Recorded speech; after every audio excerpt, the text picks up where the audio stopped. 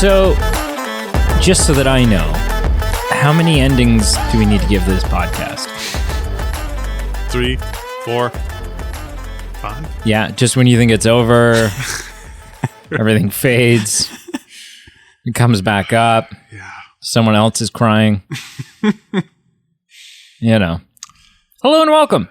Welcome to the Movie Men podcast. Yeah. With myself, Peter. Yeah. And Brady. Yeah. And potentially a recycled joke. Wait for it. Emily Mater. Yeah, there it is. Yeah. You never know. There could be someone who hates Fellowship of the Ring and didn't listen to that episode but loves Return of the King. You never know. Yeah. Could happen. Hi, Aaron. I am not my wife. I am Aaron. That was Hi, everybody. a weird way to phrase That was deep. That was deep. You are not your wife. I'm not my wife. That's what he's just has. I'm just picturing like a subliminal tape over and over. You are not your wife. As he's like not my laying wife. there Yeah. sleeping with a big smile on his face. I am not my wife. And I don't need to be. Yeah, And that's okay. that's okay. Welcome to our show. This is episode 202? Yeah. 202. Yeah. Where we did something special for episode 200. And that is we start and we review all the 3 Lord of the Rings films. And we are on The Return of the King from 2003. Extended edition. Extended edition. The only edition. One of the few editions. One of the editions that exist. My favorite edition. Yeah. I thought you were going to say my favorite film, No. which that's my No. prediction, but Oh, I didn't okay. think he'd release it All right. from the bag All that right. same All right. All right. Although now I've got Brady plays mind games with me sometimes. Yeah. So for the listener, a few minutes ago we were just getting ready to record, and Brady's Shooting the like, shit, doing some tequila shots. and Brady's like, Pete ate the worm. I was like, don't do it. "Hey, you're not my boss." It's true. And Brady, you're like, "Oh, something about the Two Towers can be a bit of a lull." Yeah, Like, so I said if the entire trilogy was one big film, I feel like my opinion and the opinion of many would be it kind of drags a little in the middle. and now I'm wondering if that's just a mind play game, and Maybe. he really loves the Two Towers the most. Maybe We will find out. trivialize me. All right, 2 questions for you gaffers. Number 1, no choices, but the second one is multiple choice, so you can look forward to that. The Lord of the Rings trilogy False. sucks. The Lord of the Rings trilogy became the most nominated film franchise in Academy Award history. At that time, in 2003, or technically 2004 Oscars. Yeah. With 30 nominations, surpassing which 2 film franchises? Godfather? And James Bond. No. No. So Brady did get one. Godfather. Godfather had 29. And the other one that I'm looking for had 21 Oscar noms. I feel like it's not Star Wars. So at this point, we only have like the original trilogy. Yeah. I'm trying to think of timeline. How many Mission Impossible movies were out at that time? Not enough to win an Oscar. Yeah. What else? What other like? There are some older big films that have more than one installment. The more than one installment is what's screwing me up here. I'm trying to think of like Disney classics. With a lot of The Little Mermaid and The Little Mermaid 2. The Lion King, or not Lion King, Toy Story. They technically were both out at that time, 95 and 99, but they didn't have 21 Oscars. No. Nominations. Nominations. They still didn't have that either. Homeward Bound. No. All right, I'll just tell you No, guys. wait. Yeah, I want one more guess. All right, what is it? I don't know. Give me a sec. I'm thinking. I gotta think back further. I'm just thinking like Back to the Future. But Oscars though, great Oscars. movies, but Oscars. No, not Star Wars. Not. It's going to be like, no, not a rom-com. but like something more drama. With more than one installment? Maybe. I don't know. I Screw it, don't I'm have going it. with Star Wars. It is Star Wars. Oh. 21. Okay. As a side note on the Oscars, at the time, the Return of the King was the highest perfect score at the Academy Awards, with winning 11 out of its 11 nominations, which is incredible. Wow. For this film, the iconic Gondor to Rohan Beacon Mountain sequence. Yeah. How many beacons? Gondor calls for aid. And Rohan will answer. How many beacons? After much deliberation. Yeah, after much soul searching, after much, well, we could, or we don't have to. Where was Gondor when we... Where was Gondor when I needed help? I've already sunk the Titanic. I'm not going to march my men into... So, you're jumping. Actually, I want to say that while you bring it up. Bernard Hill. This is the second movie featuring Bernard Hill, King Theoden, and Ever? Captain Smith. No.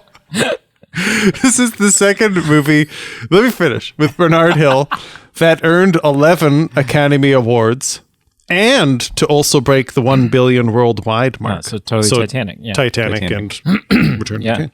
And he sucks in both of them. Don't you ever... No, the character. Both? Both are boneheads. No. No, yeah. No. King Theoden? King Theoden, he's redeemed in the last movie. Even in the second movie, like, yes, he's a pompous jerk who's like, let's do it for glory versus the people. But I would never have labeled him as a jerk. And Captain Smith... He's redeemed right before he dies. No, he's redeemed by answering the call, writing it. I guess. Yeah. I guess. Like, Aragorn didn't have to really twist his arm to have him respond. No, that's fair. That much. Yeah. And Captain Smith, like, he didn't make the ship with less right lifeboats. He just answered the call. Yeah. He was supposed to retire, eh? That was like his That was his last one. Yeah. He was like, oh, I'm going to do this Titanic thing, and then I'm not going to sail quits. anymore. You got that right. Okay. So for the Beacon Mountain sequence, how many beacons were used for the filming of this For the sequence? filming? For the filming. Like how many appear in the film? No. Like when Peter Jackson was in the studio, Shit. Light it again. Bring up another one. when they were filming sequences, how many physical, real beacons were on fire and like not just CGI'd? One. It's 2. It's going to be 2. Again, you guys never agreed on an answer, ever. Brady was correct. It was 1. One beacon was helicoptered up to the top of a mountain, then lit, and the rest were computer generated. Yeah. It's kind of like in Top Gun, 1980, whatever, 87? Yeah, there's only one real plane. No, there's only one real rocket, okay. and they like reversed it. Right. Manipulated it to look like the 30 or however many shots were taken. Right.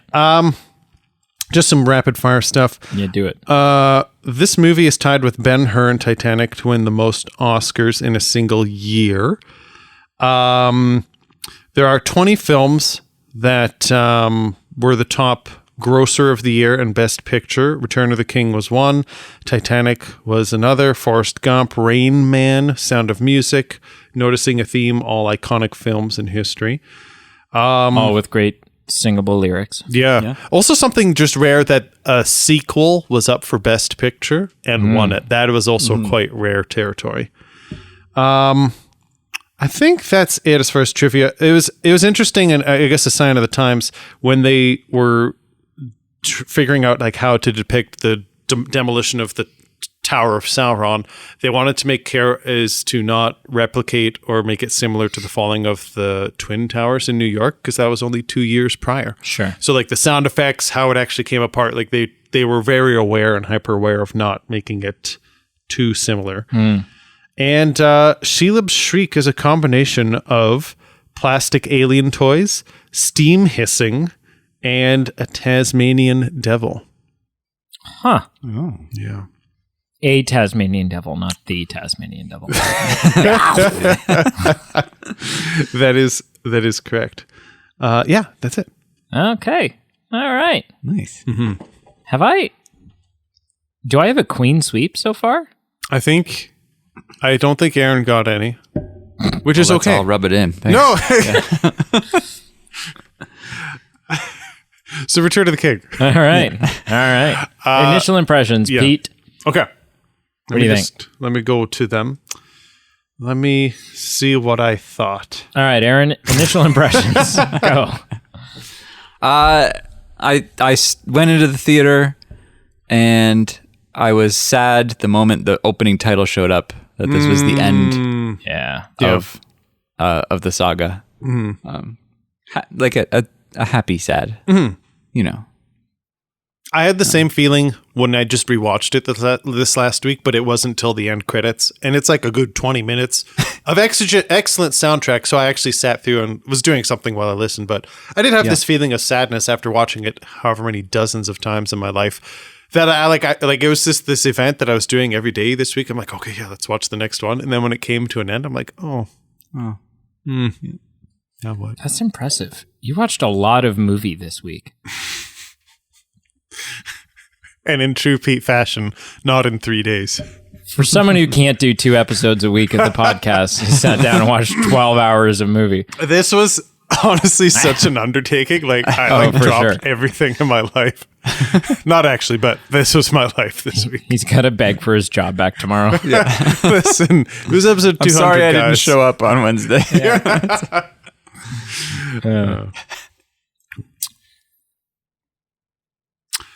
What? Okay. Initial impressions. Upon its release, when I saw it back in the day, this always was my favorite. Yeah. Less so now. I don't want to offend, because I know people love this one. It got 11 Academy Awards. Nah, screw him. Offend.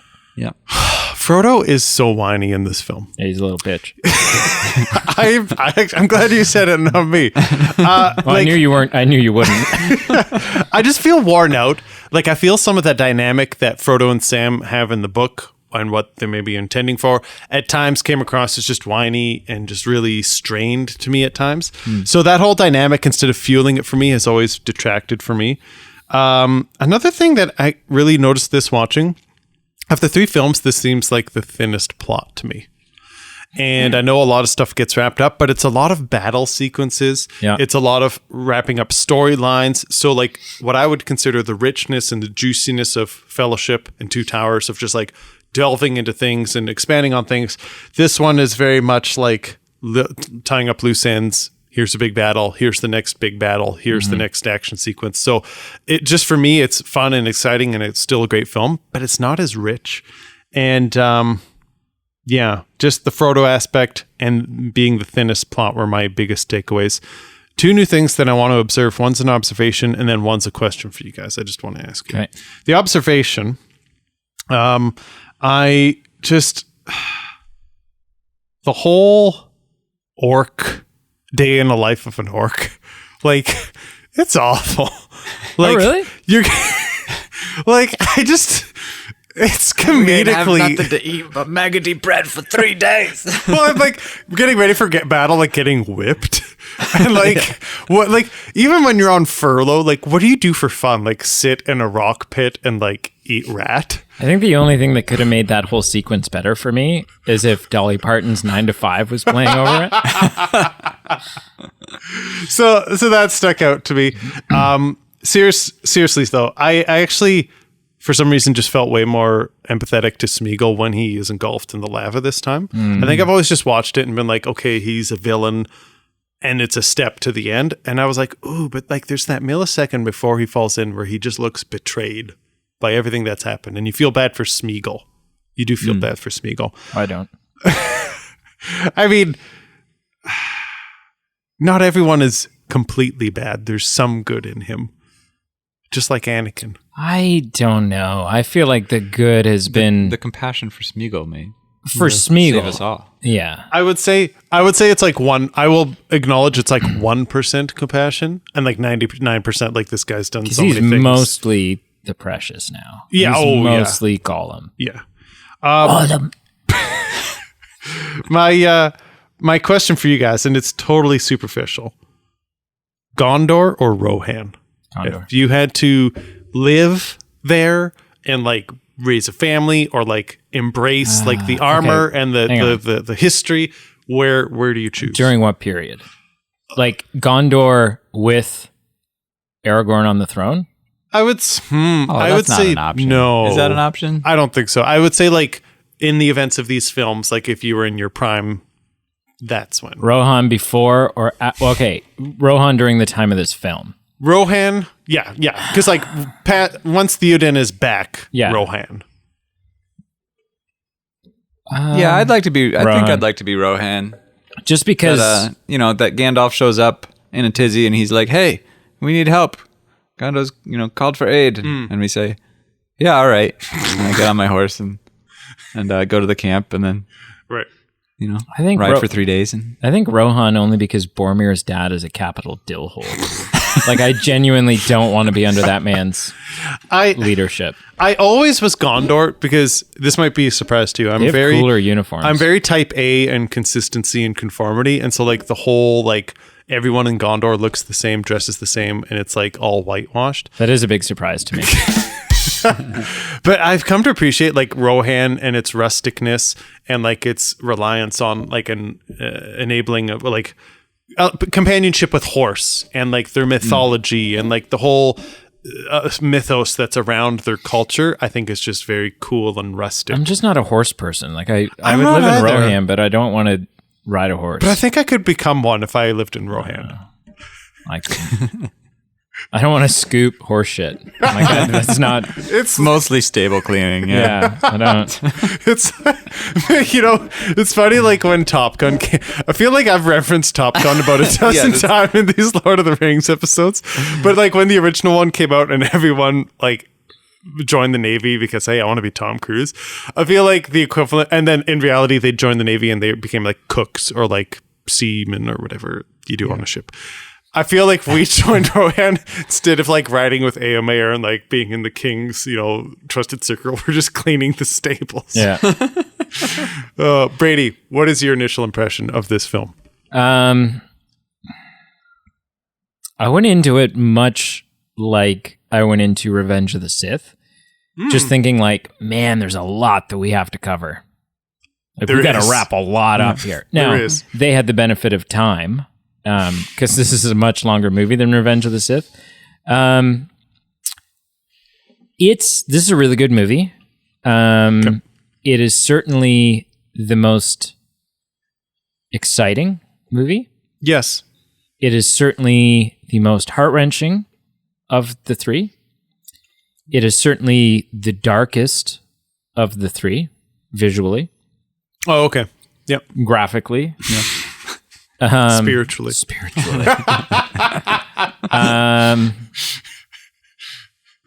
There are some issues I have with this movie. Okay.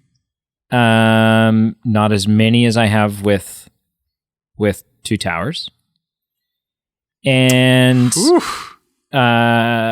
interesting. And ultimately it's really good. I would say that this one, for the longest time, Fellowship was my favorite. Okay. I alluded to the fact that I think that as kids, it's the most approachable. Yep. But I would say this one now is probably my favorite. Yep. Just because of mostly character work, just like the stuff, the moments, the real human or Hobbit moments. Yep. That really. This is when Sam really becomes the hero. Mm-hmm. Yep. This is when, the fear of losing Sam as a friend because of Smeagol's manipulation. Finally seeing Shelob, terrifying. Horrifying. Because at this point, like I knew, again, I was big into The Hobbit, so I knew that there were large spiders in Middle Earth, but we hadn't seen them. This is our first large spider. Do you think it's more terrifying? Because if I remember correctly, in The Hobbit, they speak, right? So I'm pretty sure if I remember the book properly and the movie, only Bilbo can hear them speak because he has the ring on. And having the ring on is sort of giving him a peer through the veil of evil and nastiness. Right. Do you think it's... So that explains maybe why we didn't hear Shelob speak. So that answers that question. But do you think it's more terrifying that Shelob doesn't speak as opposed to Shelob saying, like, get back here? Well, I mean, so much of The Hobbit is so comical, right? Like, you know, when they kill the Goblin King and it's like, that'll do it. And then he like falls over and it's like, what? What? You're the Goblin King. Why are you going out with a punchline? Yeah. I don't want to upstage your initial impressions, but you brought up The Hobbit, and I just look at this film. Mm-hmm. There are hobbits in this. We have, we've got this orc leader who, in The Return of the King, who's mentioned by name in the book, but not much detail is given on Shagrat? him. Yeah, and he's mentioned in the book, and from my understanding, like, he's probably an orc, but not necessarily. And so the team, Peter Jackson, took the liberties of making him an orc and made this character come on screen with piercings, with a lot of things going on. And you saw the extended cut. And it's fine. Like, what they did, the liberties they took, it worked. Yeah, it worked. With The Hobbit, with the example you gave of like killing the goblin and it was awful. Even like the orc that there is after them in The Hobbit. Azog. Yeah, it's mentioned in the mythology of Lord of the Rings somewhere. Yeah. And so it's the same concept of like these two characters. Like, let's make a whole thing out of this. Yeah. Well, maybe that's why. So maybe you're answering my difference of what's the difference of it works in Return of the King and not in The Hobbit. And maybe it's just like he's someone in the Return of the King, but not too much. It's the same reason. So the Hobbit book does mention the necromancer. Right. But the movies take it really far. Right. They're like, it's definitely Sauron, and look at this, and Sauron's back, and here's Saruman, and here's... Did I mention Sauron again? And there's once in it, when Gandalf is listing off other wizards that exist in the world, he mentions Radagast the Brown, and then we get like all this like bird shit coming down his head, and it's like, why? So maybe that's the answer. This? Taking it too far. Yeah. Okay. Money. Money. But this is your favorite. I think so. Yeah. It's the one I look forward to watching the most. Okay. And part of that is maybe because I don't have as much love for the second one. So I spend a lot of the second one like waiting to get through it to get to the third one. Yeah. But yeah. Yeah. Oh, okay. Yeah.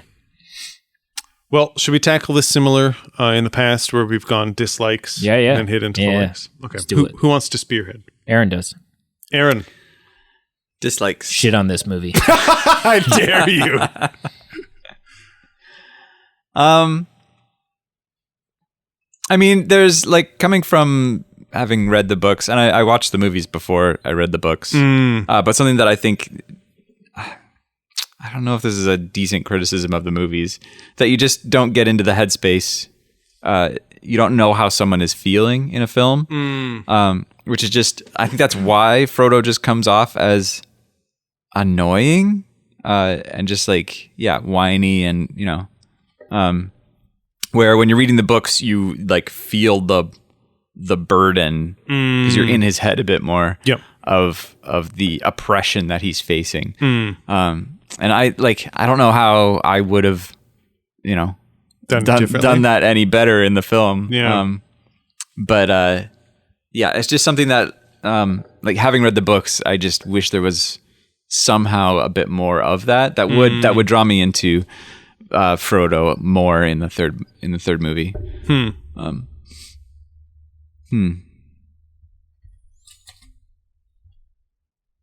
Is that the only dislike? I'm working on it. You're working on it? Because I've got a whole grocery list. Wow. Some are sillier than others. How should I? You know what? I'm going to start with the big kahuna first. I'll get to the other stuff later. I referenced in the past how I thought there should have been a sub-council at Rivendell when they had the secret council saying, let's have a fellowship of the ring. This is what we must do. We must destroy the ring. Elrond should have said, actually, before you guys leave, let's just spend 15 more minutes and have a sub council and just go over one thing first. And someone annoyingly would have been like, yeah, let's all call the Eagles. And they all would have pooped on that guy saying, shut up, we can't, be quiet. But what this should have been is talking to Aragorn, saying, Aragorn, whether you like it or not, you are becoming the king of Gondor, and then we will summon this dead army, and then we shall destroy this ring. Because I think what bothers me about this film is it just seems so contrived, and even as a teenager, I thought it was a little contrived, that we haven't heard anything about this army, and that Aragorn has been so against being king to use this army, like you need to be king to use this army, and so he wasn't even interested in being in king for the first 2 films. And so my understanding of the books is even in, Aragorn was more open to being king throughout the novels. And so I looked this up, and I want to use this term, Deus Ex Machina, I think is the way to pronounce it. Something introduced suddenly or unexpectedly to a seemingly resolvable situation, providing a contrived solution to that situation. Does that not just scream the king or the kingdom of the dead or the army of the dead in this film? That's my one main problem with this film. So one of the issues that I have is this army. And it's because it's like, I don't have an issue with the fact that we haven't decided to use them until now. But I did, like, I think there's a flaw in, and I don't remember how the book handles this. There's a flaw in the film, at least, to the fact that I feel like we never really have a firm grasp. We kind of like very quickly graze over who the hell this army even is. Sure. And I think that they were an army. I read up on it. They were an army that were going to some battle. And they were basically deserters. Like, they didn't go. Yeah. They just didn't show up. Freaked out. I'm assuming in the battle that we see in the beginning of the first film? No. Oh! So it's not. And it's way back. It's, yeah. Okay. Like it's detailed way more in the Silmarillion. Good pronunciation. We think. In the Silmarillion. Yeah. Yeah. It's covered in a little more detail that, like, I don't know that they're all elves, but there was the hidden elf, like, kingdom that was more hidden than Rivendell, and then it comes under attack, and it's another huge epic battle. And this whole army, similar to a Rohan thing of like, we'll totally be able to call each other whenever you need help, and they just don't show. They bailed. They bail. They come up with some weak excuse. You've got theater tickets that night. Yeah. So they get cursed for like thousands of years. Sure. They've been cursed. Okay. So they're in the books they're pretty much itching to help, to be rid of the curse. So they're like, oh, yay, hooray, we finally get the I do think it would have been more from a story standpoint, though. And this is a criticism of Tolkien, not of the movie. Yeah. I think it would have been more impactful if the fight that they were going to was the last time we attempted to wipe out Sauron, and you didn't show. We're going to do it again, and now is your chance. So I think it would be more impactful. Yeah. I always thought just having a little more context about I thought it was a little it was stupid that it wasn't the same battle that we see at the beginning. Right. Because I was like, to me, that makes sense. And that's what I just always assumed. Yeah. And I think I thought it was that for a while too, until I discovered it wasn't. Yeah. So I agree. And apparently I don't know if is he Sir Peter Jackson? Regardless, Peter Jackson. I don't think you can be. He's from New Zealand. But I don't know how that works. Can you get an honorary? No, I think he's just Peter Jackson. He's Sir Peter Jackson to me. To you? To you. You have knighted him. Apparently he also had some disdain or some worry about having the army of the dead in the film, according to an interview. But obviously, he kept it for authenticity of remaining authentic to the films. So yeah, I joked around with the council, but that was kind of one narrative point that I guess I don't have a problem because you got to keep it in line with the book, but maybe just weave it in somewhere earlier so it's not just so random. And I don't know. I could have done without it, to be honest, but that's just me. The other things I will just say are grocery list items. Like it's like this, and it's just amount of taste. But that's the biggest one for me, and it is a big one. But the whole extended cut, obviously the theatrical people won't know what I'm talking about. The Witch King and Gandalf, the Witch King and Gandalf showdown is a little underwhelming. Because you've got these two powerhouses, just incredible, and then Gandalf just like rolls over. And like, if it wasn't for like someone ringing the doorbell, essentially, I think he's maybe not walking away from this fight. Yeah. So that's underwhelming. And I remember watching the trailer for the extended films and seeing like glimpses of that. And I was like, ooh, I cannot wait to see this. Yeah. And when I saw it, I'm like, is there like another extended edition that like has a better version of this? Like, yeah. Have you seen, do you know the story about the scene where Aragorn fights some sort of troll thing? Yes. So it originated with, they were going to have him fight a physical Sauron. Yeah. Sauron came back in like his full armor and everything. Which, What? yeah. And there's footage out there of it. Yes. Like It's real. They did the... Yeah. Really? The effects were completed. And they superimposed the troll on Over top top. of it.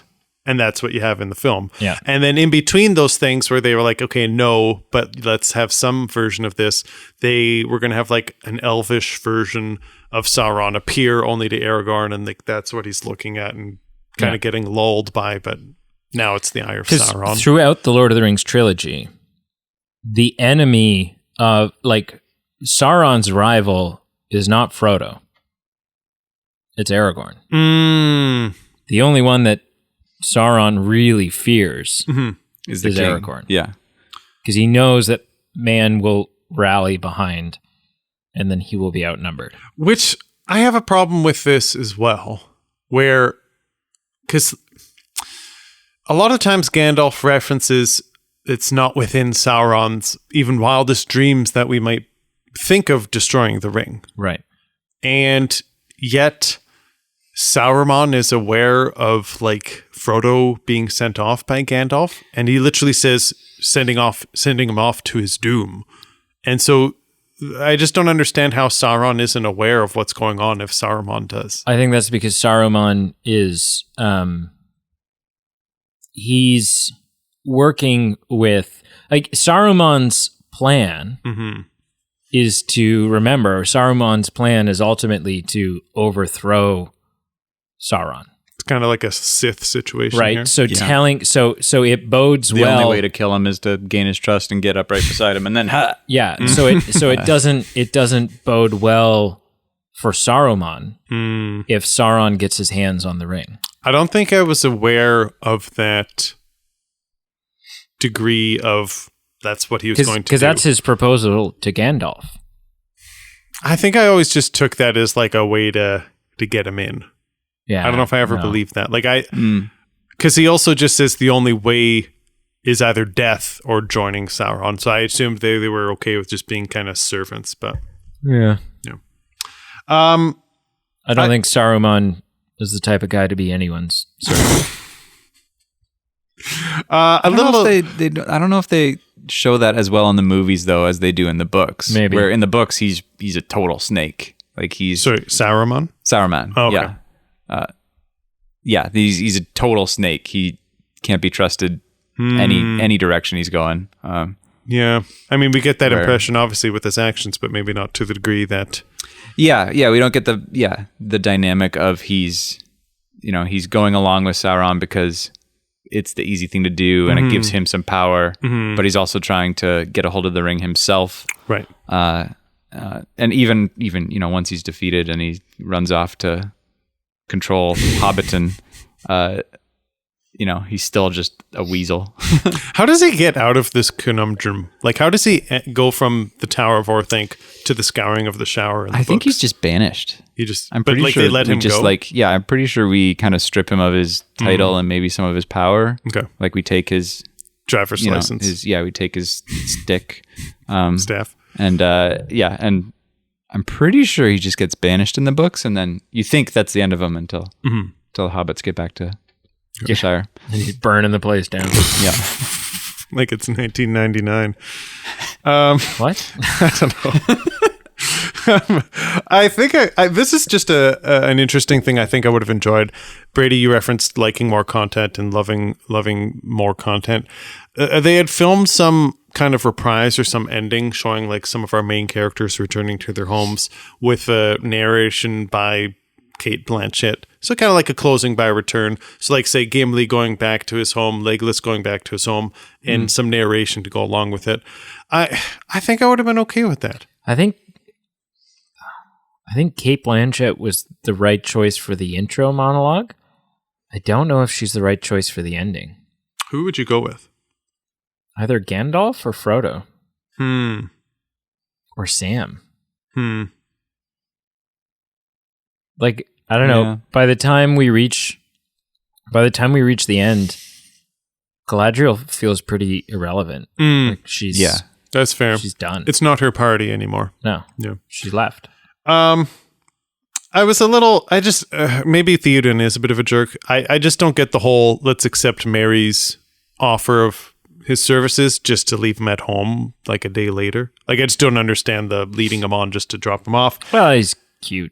I think they see him as a kid, right? And you tell a kid, sure, yeah, you can help with dinner, and then you don't let them touch any of the knives.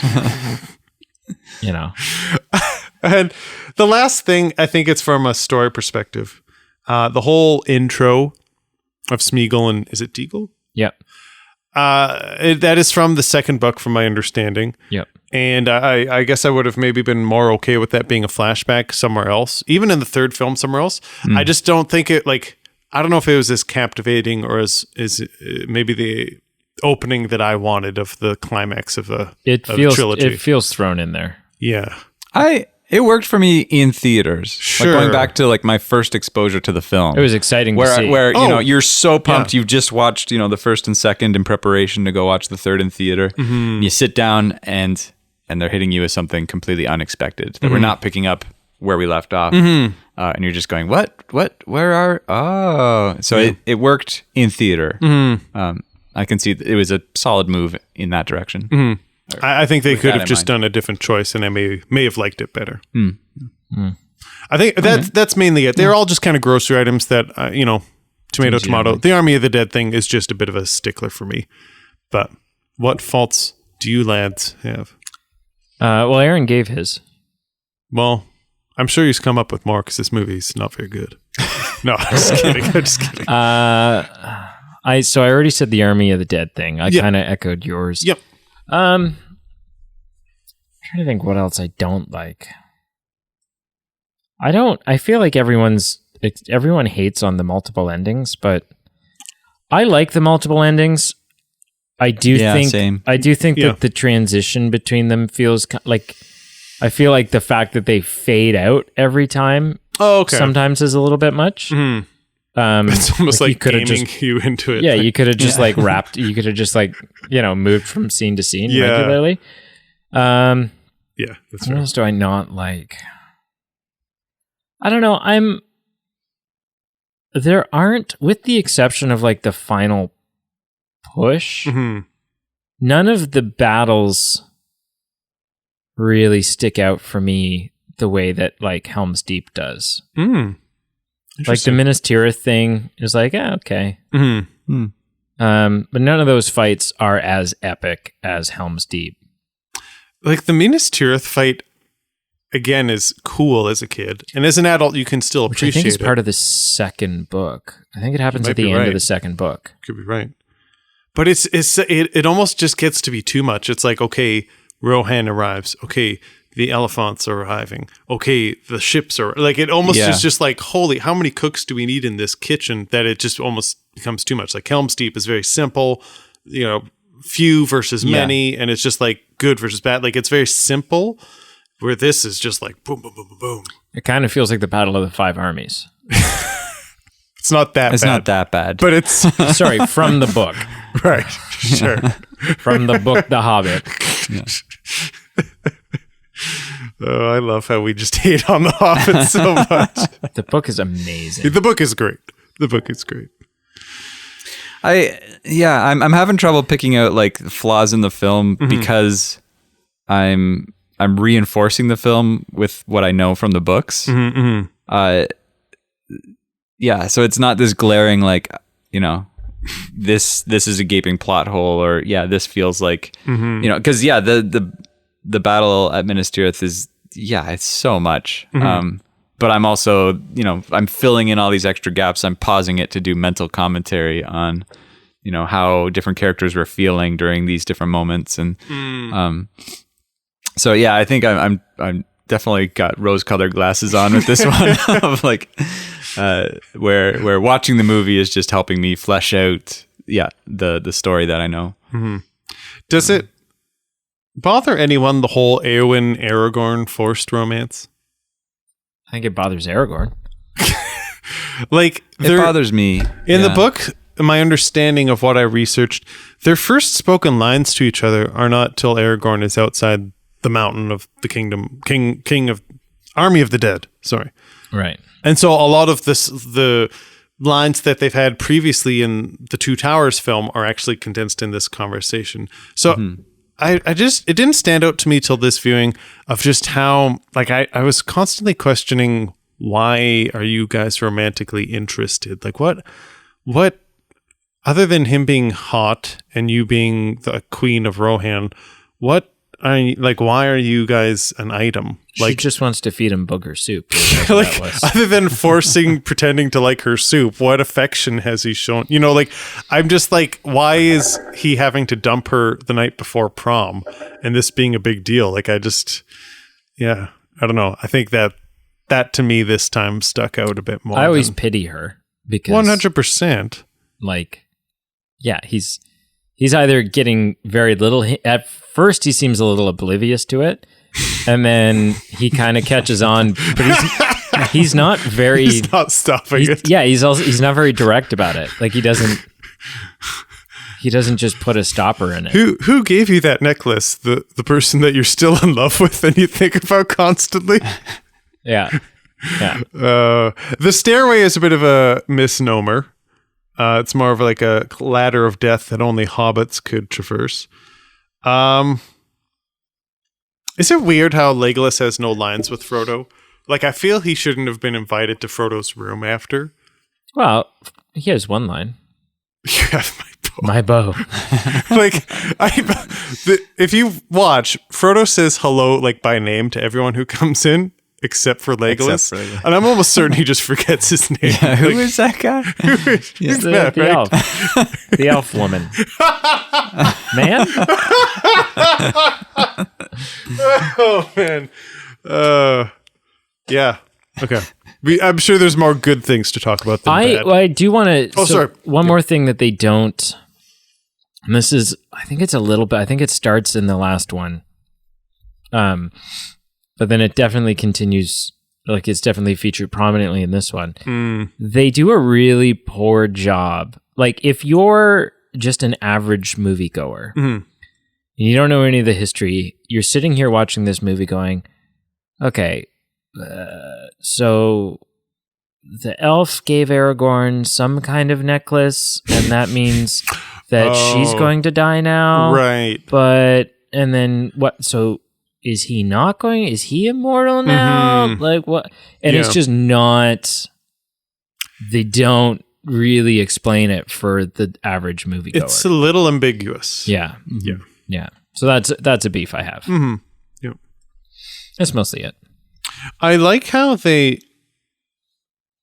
Wow, you like something about this movie? Well... You'll see where I'm going with this.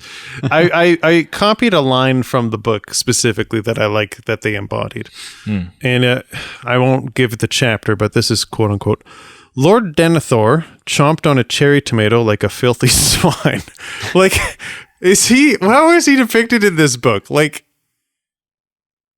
Very similarly to how he is in the movie. Like he is that much of a jerk. Oh yeah. Oh, yeah. When he's Yeah. there's like a scene directly where he's like eating a cherry Yeah. tomato and he's got like seeds and shit. And he's In like, the book? yeah. Really? Yeah. Like that wasn't like No, taking he's- it too far. Like that was No, he's Yeah. a sack of shit. Yeah. You're reading the book and you just like, I can't wait till this guy dies. Yeah. So they light him on fire. Yeah. Does he die by the same way in the book? Pretty much. I think so. Yeah. Dysentery. Yeah. Interesting. I said that I said that as a joke. No. I kind of thought that was a liberty that they took. No. Interesting. No, he sucks. Okay. He's worse in the book. Because, I mean, in the movie, he's just like giving up hope, right? He's just like, well, we're screwed. Well, he's a dick know? to his one son. Yeah.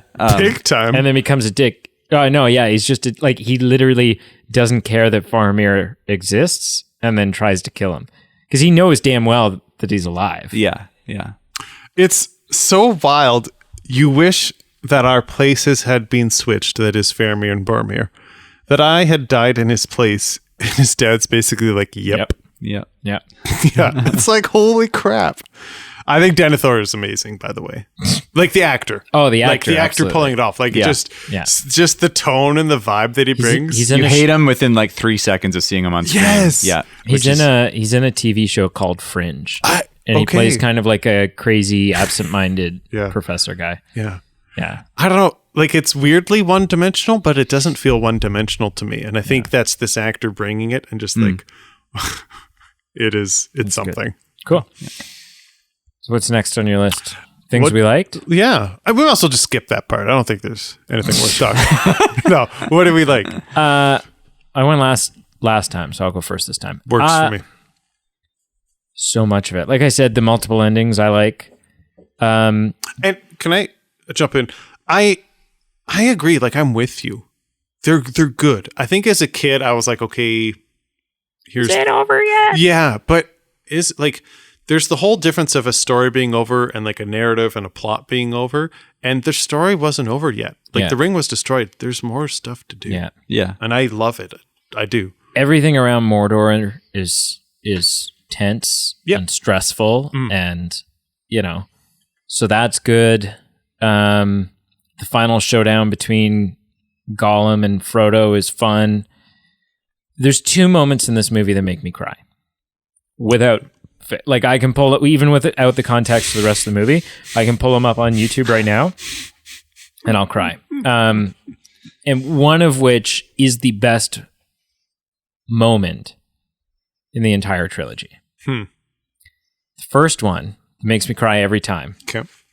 is when they're basically at the base of Mount Doom. Which, what a stupid name. Like, if you really think about it, like that was, we've got like Erebor and That's Durin true. and Mount Doom. Like it sounds like something from He-Man or like an 80s Got the cartoon. Tower of Orthanc. Yeah, or thank Barad-dûr. Yeah, and then Doom. Mountain Doom. But they're at the base of it, and Frodo collapses. He just can't go any further because it's so heavy. He's like got scars and gashes in his neck from the weight of the chain.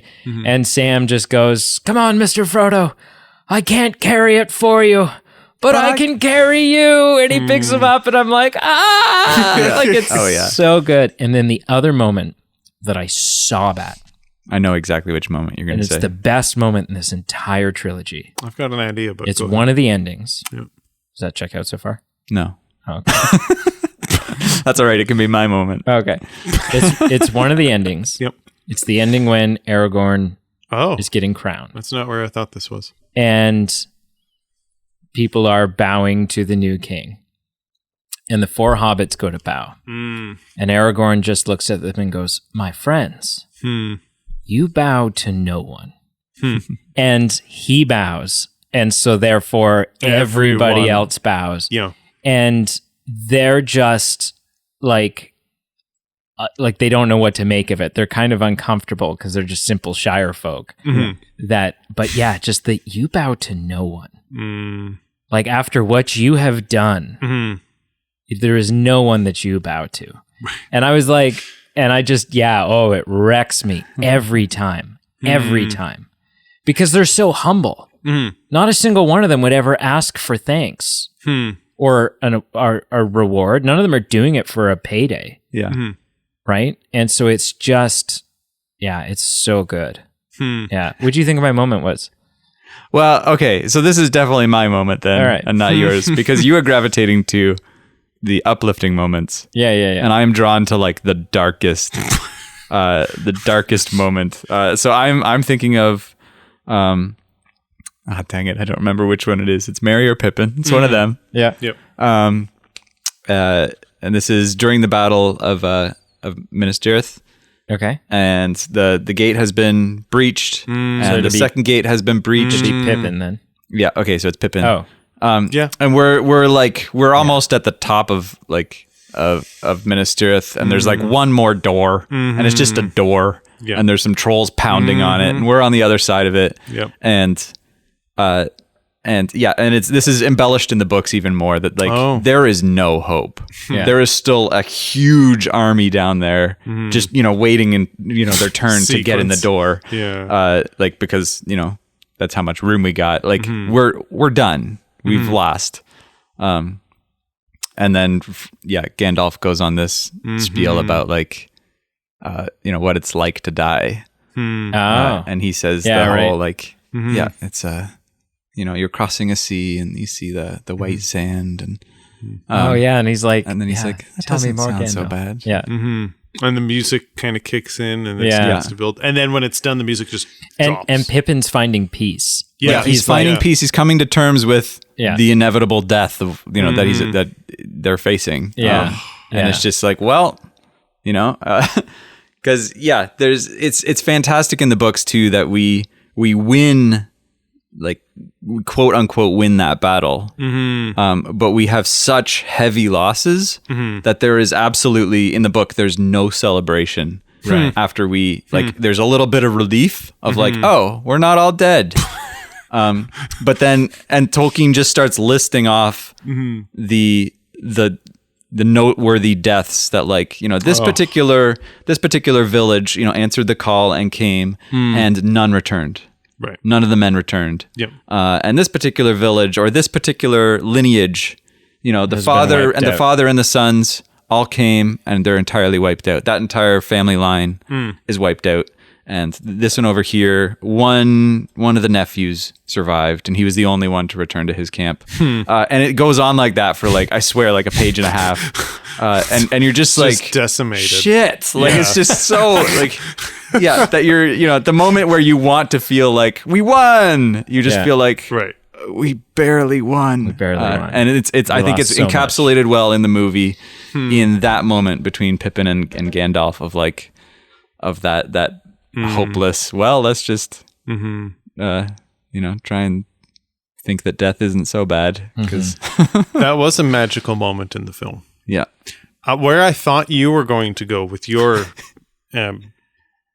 emotional Sorry, scene. I disappointed both of you. I thought you were going to speak of the Grey Haven's departure. And with Bilbo. That really... well, he's there. With that little gremlin or what's left of him. But I think that hit me more this time around. Kind of like I talked about in our Fellowship episode with Frodo, and just with this big picture story that's going on, but then this individual story with him, and just it comes to manifestation and to its conclusion in this Grey Haven scene. And then when Sam leaves and goes home, I empathized with Sam. You had Frodo who couldn't return to normal life because it had been ruined for him. And so not only did that not ruin his life, but it changed his life forever. But then you've got Sam he's Frodo's brother. He loves Frodo. And, they're separated now. So it's such a bittersweet kind of closure. And I just really empathized with this, you are no longer able to see someone that you've been through so much with and that you care so much about. And that really just kind of hit this time that's around. sad. I do. Yeah, that's really sad. No, All did right. you see that orc's No. This head come off? It's a part of the same okay. scene. Yeah. Okay. I do find that, like, you laughed at the Bilbo thing, but I do find that sad too. No, I do find, because as they're like riding there, Right. Bilbo, who not in the films yet, but like having read The Hobbit, Bilbo was my hero, right? He was the hero of my story. Sure. And to see him so ignorant to the events of what just happened, and just, you know, now that he doesn't have the ring, he's older than any Hobbit should ever. Like, he's very he's probably not, wherever they're sailing to, he's probably not making it. He's getting on that boat to die. We don't know that. And He'll be just fine. I never thought of that. so to have that, like, you know, like, do you still have that ring I gave you? Right. Like, nobody's even told him what this ring is. Right. Nobody has Right. been like, hey, by the way, Yeah. That was the one ring that. yeah, small issue. You know, Oh, yeah, there is something. this is why to your that. nephew hasn't visited you in 14 months And in reality, it was like 17 years. and or is whatever. missing a finger. Yeah. And is like, obviously has some PTSD. Keeps going, and grabbing his shoulder. Like, It's so true. and also, especially because, like, what did Bilbo think they were doing? Here, you've just come for a nice, lovely visit. Take my sword and my impervious armor. And by the way, what was that secret council about that you brought the ring to? Yeah. Oh my god. Oh, man. Am I the only one who hasn't said what they like? Yeah. Well, we assume. Do you have anything? Yeah. I like a couple things. I do have some things that I liked. So I already commented on just the performance of Denethor is amazing. There is, to me, I don't want to say perfect. There's an electric 10 minutes in this film where you... It's a 4-hour film. But these 10 minutes stand out to me. Where, like, this film has normal ebbs and flows of a film where there's emotional dialogue going on or things like that. But there's ebbs and flows of intensity. And for me, there's this sequence that just, like, amps up and amps up and amps up. And unlike we talked about with Pelennor Fields and Minas Tirith, where it's like, okay, this is amping up and it's getting a little silly. Like, there's going to be a space robot that comes out soon and it's too much. This electric 10 minutes to me starts with Arwen's vision of the future and the implications that has. Then her piecing out to Elrond, to that then leading to Elrond rekindling the shards of, is it Narsil, and making Erendil? Whatever the sword is called. The Sword of Arendelle. Yeah. Arendelle. So then you get this amazing montage sequence of that getting built and made, and the elves like just stroking it with their hammer. Which, by the way, okay, two things. Don't say stroke. It sounded a little weird. Striking? They're striking it. They're not stroking it. Well, not that we know of. What do you strike? What do you stroke with your hammer? That's the other striking with the sword with their hammer. Yeah, the other thing I was going to say is I've so for years, and you see them less and less now, but for years you used to, like, whether it was at a flea market or certain like stores, if you went into the mall. What? No, wait. Where are you going with this? Wait. I'm so confused. Who knows? If you went to like, you know, flea markets, farmer markets, an old man's basement. No, or like you'd go to the mall and there'd be like a certain store that was like a really like kind of like an earthy store, so they'd sell like they'd probably sell like incense and some Ouija boards and crystals and stuff, but then they'd also have like figurines of dragons and stuff like that. Yeah, and often they would have swords, right, from movies and stuff like that. Yeah. And there'd be Sting, and you could maybe get Gimli's battle axe and stuff like that. Yeah. I have always wanted the king's sword. It's so big. It's so long. It's like, I don't know, 5 feet long. It's I don't know. huge. but I want one so bad. And you can get you can just go on line now. Like there's 100 Etsy stores where people are selling these. And they're not you can get one and it's heavy and hefty and I imagine. And you can get them for $400. They're not crazy.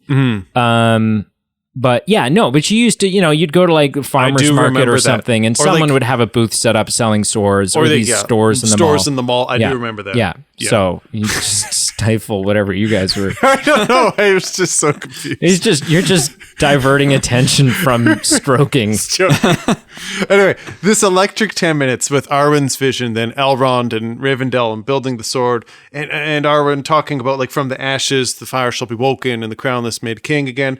And then just when you think, okay, this is pretty intense, back to back, then you get this sequence of Gandalf arriving in Gondor and arriving at Minas Tirith, and then the soundtrack just continues to elevate everything. And then they ascend Minas Tirith level by level, and the soundtrack just keeps up intensity until you finally reach the top and reach the tree. And you look at, and it's been this 10 minutes of just it started and it's more intense, more intense, more intense. The soundtrack's bringing you along. The implications of what's happening are just rippling everywhere. And then it finally, just for me, that 10-minute sequence was electric. I do like when Elrond arrives at the camp in that velvety black cloak. And you're not entirely sure who it is, right? What is going on? Who is and this? And Aragorn goes in ready to slay down whoever this is. Bodies. And I love how just Elrond just I'm here because I love someone else, not you. Yeah. I'm here on behalf of someone I love. Thank you very much. I still don't condone this relationship. Yeah, but whatever. She's I made still her think choice. you're bad for my daughter. Yeah. But we're all probably going to die anyways. I'm off to the Western Shores anyways, so See whatever. what difference it makes. The last thing I like that I will talk about, a lot of things I liked.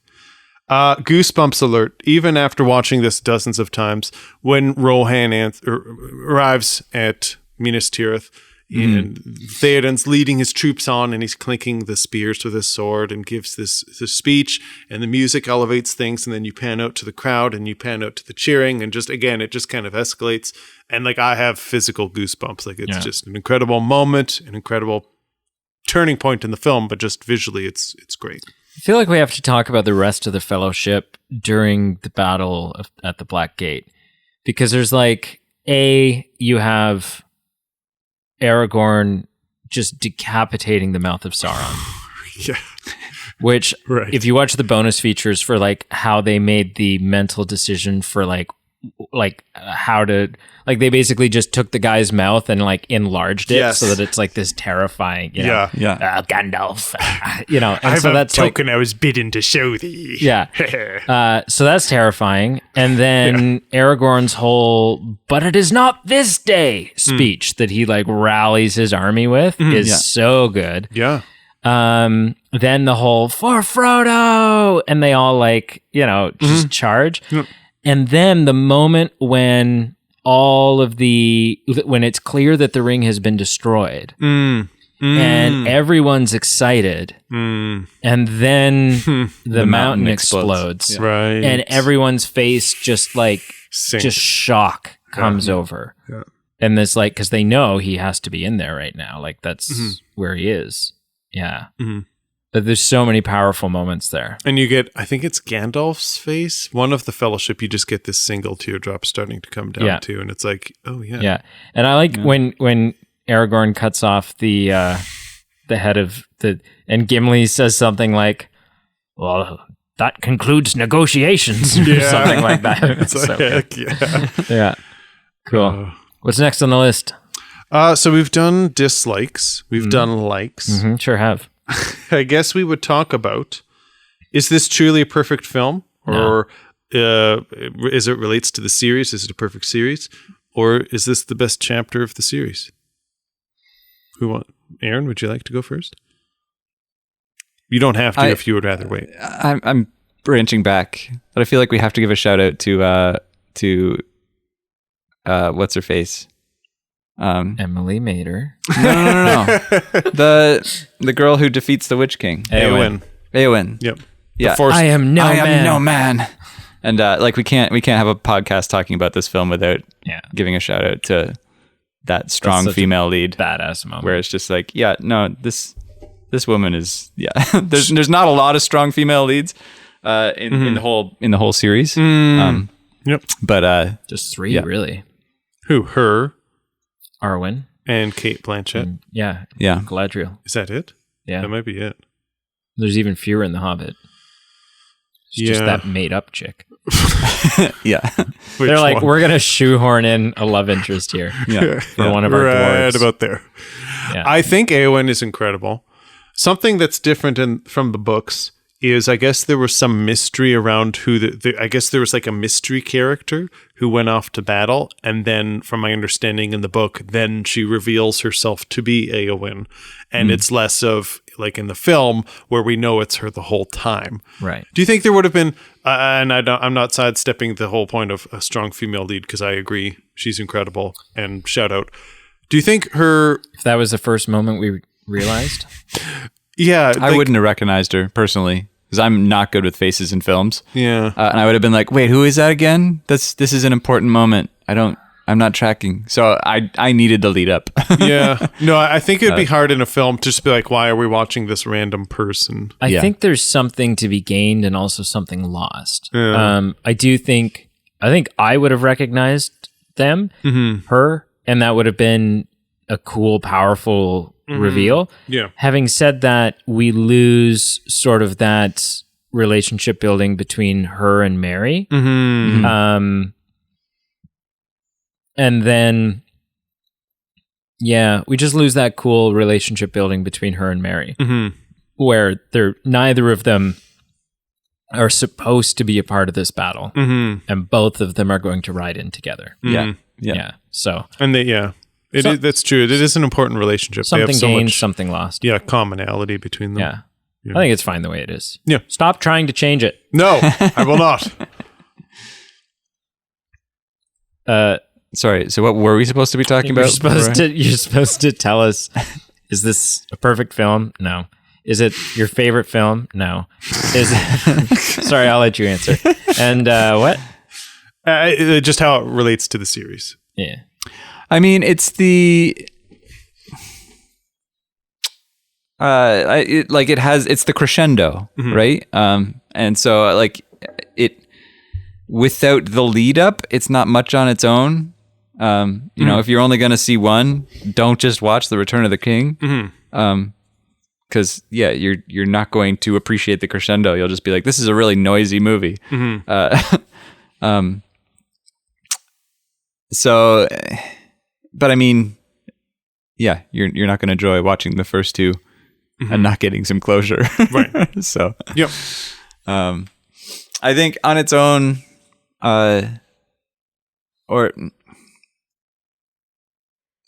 it's solid. I enjoy it very much. On its own, you're saying, you can't watch it on its own, and it's not the best of the three.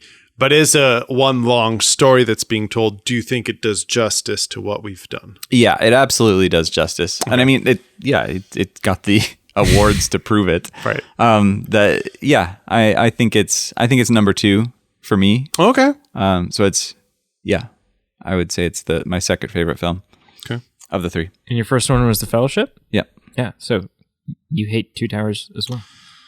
I don't hate it either. But okay, it's, thank God. Yeah. It'd be a long 2 hours coming up. It's not perfect by definition of the fact that I listed flaws. I do think it's my favorite, just because it tugs so heavily on the heartstrings. And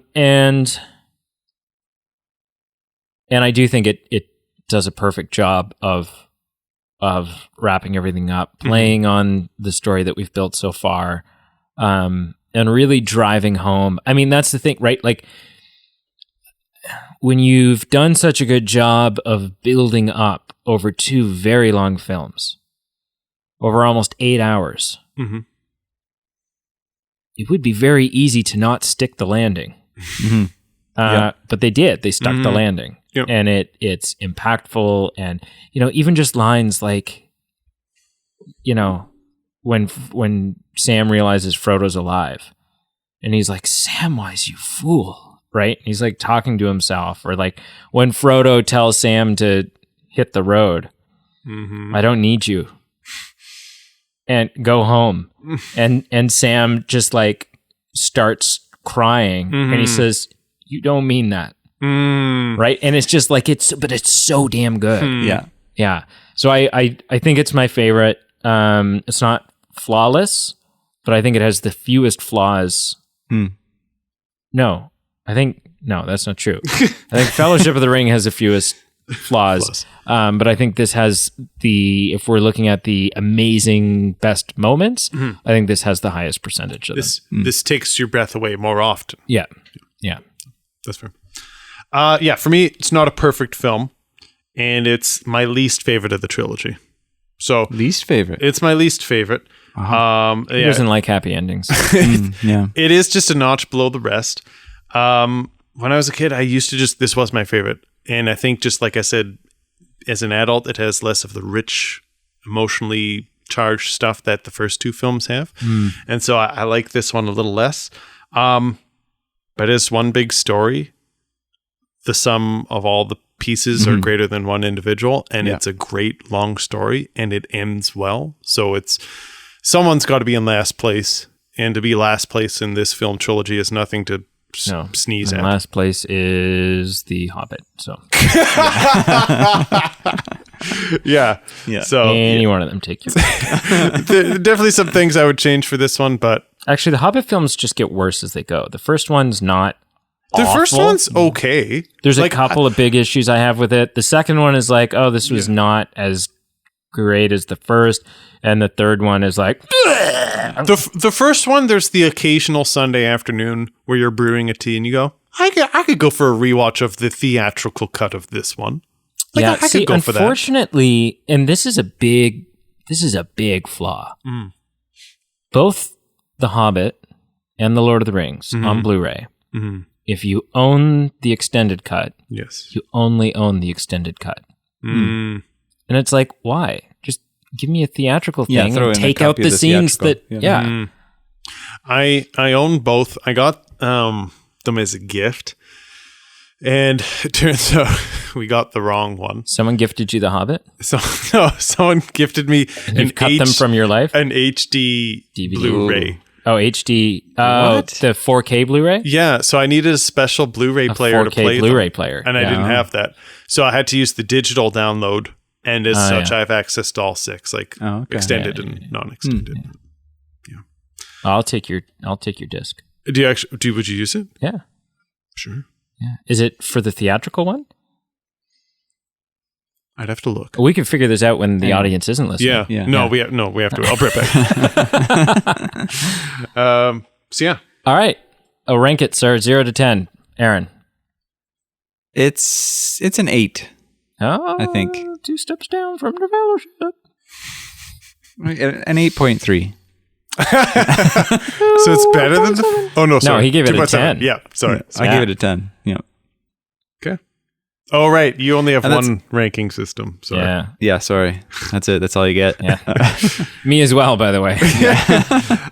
Well, I'm going to be a bit more savage. Not quite as savage as responding about the mightiest man being pierced by one arrow and then talking about someone's son being pierced by many. Like, right? When Pippin tells, like, he's like, by the way, your son died horribly by getting shot 400 times. I think he could have just left that part out. Thought that was a little savage.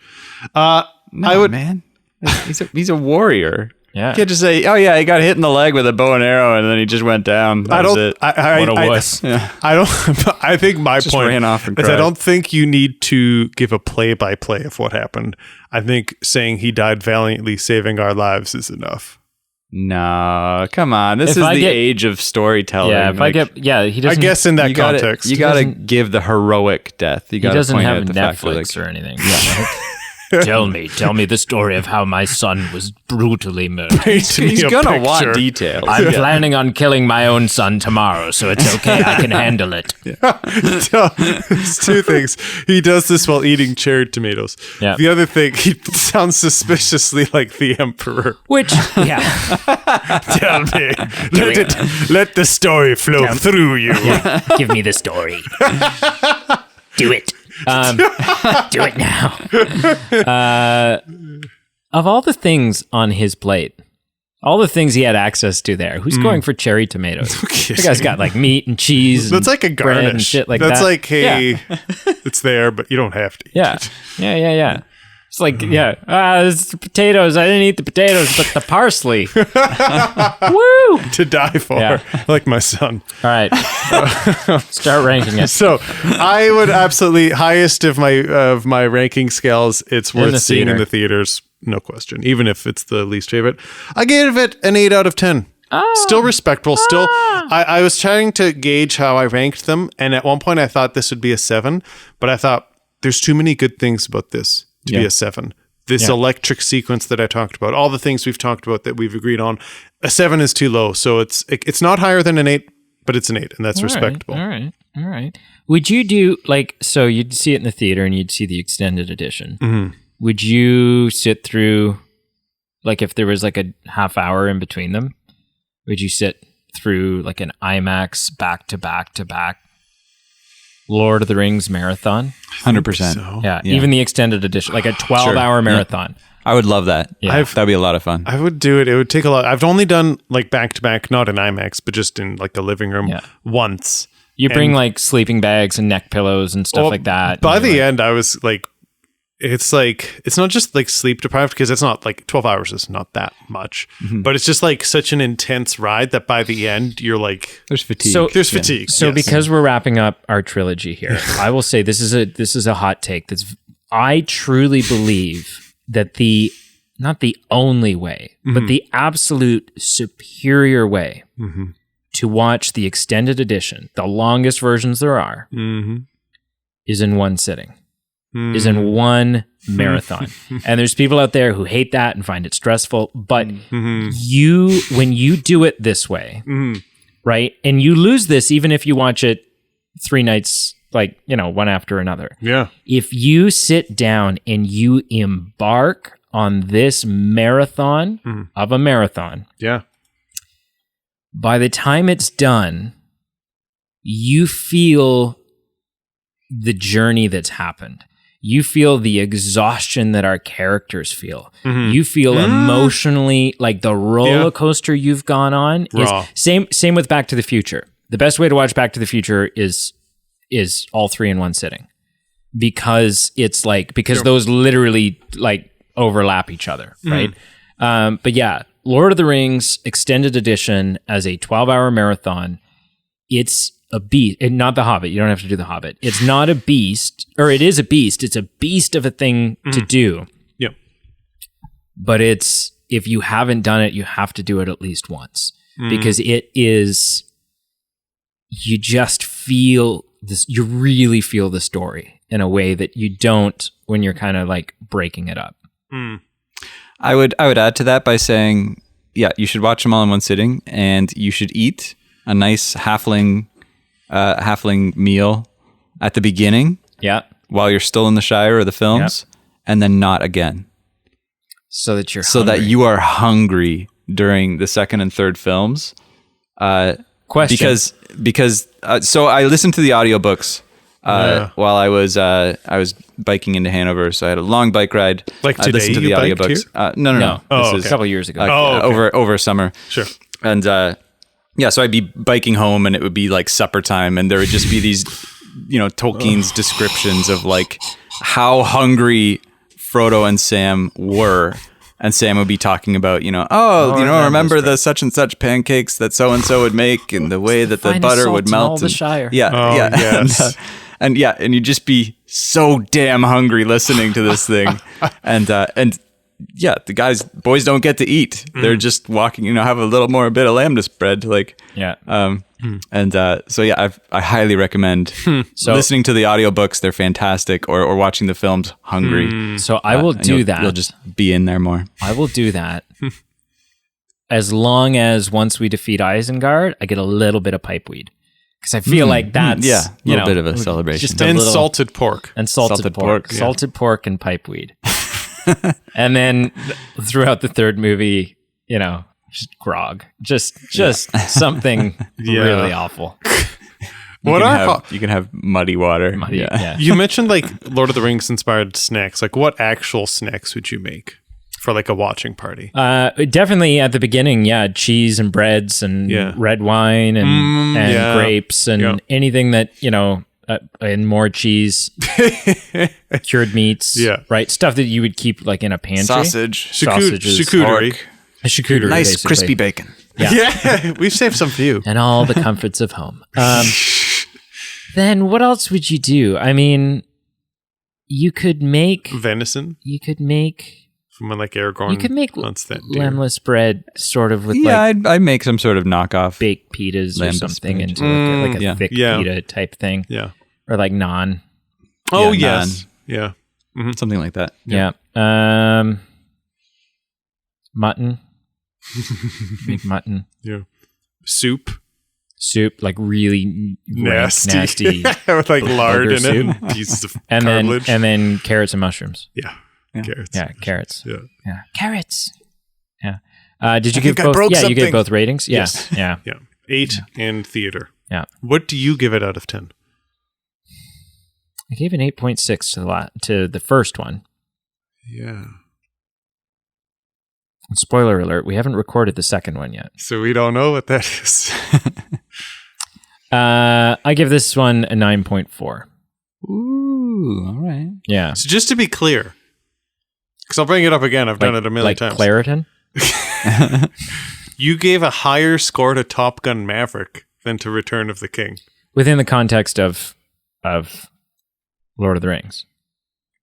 Lord of the Rings, the trilogy, is like a 9.9 out of 10. Sure. But this individual facet is a 9.4. Yeah. Hmm. Yeah, Yep. yeah. If that makes any sense. Sure. Give us our It's your first rating ending, system. Aaron. You can do whatever you want. Give us our first ending.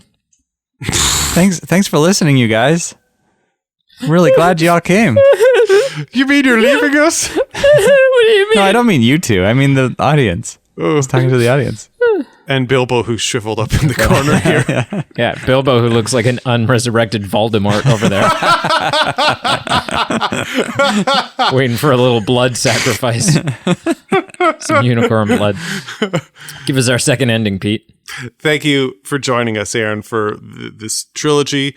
And we enjoyed having you See you again, episode Thank you, guys. 400. Thank you. Yes. when we do The Hobbit. The Hobbit.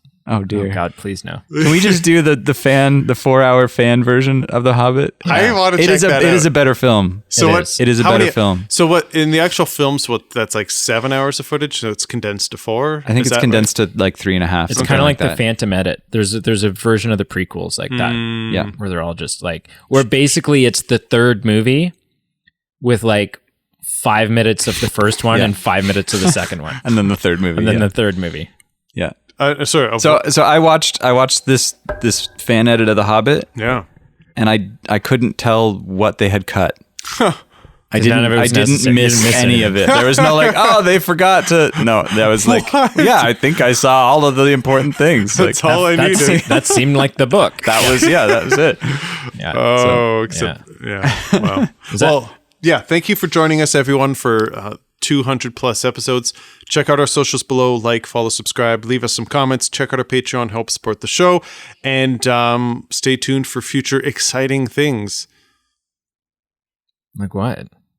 I don't know. What are you Like planning? we've done Lord of the Rings, so there's nothing else to do now. Might as well We've just peaked. roll over and die now. Yeah, like Faramir. Yeah. Well, not quite, but his dad would have liked him too, Yeah. I guess. This is weird. Thank you for not asking me to do an ending. Wow. I'm sorry. You Wow. never do the ending. I feel bad. Yeah, but We were going around doing endings. That's the whole point. We're supposed to have a lot of endings. Brady, you have your ending. No. Fade to black. No. Just kidding. It's over. Let's go back to Hobbit.